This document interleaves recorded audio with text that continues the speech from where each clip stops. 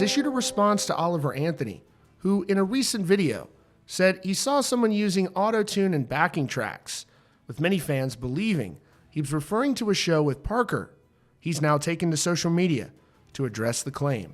In a recent video, Richmond, north of Richmond singer Oliver Anthony spoke out about his experience in the music industry and some crazy situations that unfolded behind the scenes, including on one occasion when he says he was encouraged by a member of his team to share Beyoncé's country album, Cowboy Carter, in hopes that the two artists could one day collaborate. And in a different part of the video, Oliver reportedly turned down an $8 million record deal to be able to maintain his independence in music, something he still has to this day. He talks about how labels prop up certain artists and how, in many situations, the artists aren't writing their own songs. He said, around the time Richmond, north of Richmond came out, there were other songs that it knocked out of the way that had millions of dollars invested in for marketing. A lot of the music that goes on the charts, the companies actually buy their own song, however many times.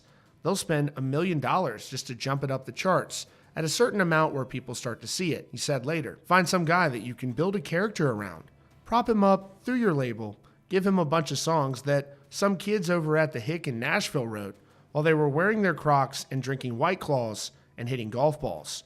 Nobody that's ever written a song or sung it really knows or understands the words to the song that they're singing, but it sounds good and it's catchy and it fits the model. And it sounds like every other big song that's been out in the last 5 years. It's just a rinse and repeat model. It serves no purpose other than it's just a business. It was at this point when Oliver opened up about the controversial use of backing tracks, something he said he saw firsthand at a South Carolina show. And fans theorized he may have been speaking about none other than Parker McCollum, who has now responded. Oliver said, a lot of these mainstream acts, everybody runs backing tracks. Like, I'll never forget. I won't say who the act is, but I think it was at South Carolina, at the Myrtle Beach one. The band who played after us. The dude had 6 auto-tune modulators on a pedal board on stage, just to help him with vocal pitch live.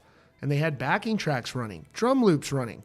It's like, for somebody to pay hundreds of dollars to go listen to like a fake performance, nobody talks about that stuff. Naturally, this led people to look back on that Myrtle Beach show to see who went on after Oliver Anthony. None other than Parker McCollum, who has now responded, calling it a 100% fabricated lie. To be fair, Oliver didn't say Parker McCollum's name, and also, the use of backing tracks in live entertainment is definitely something that is common behind the scenes in music, and just as controversial.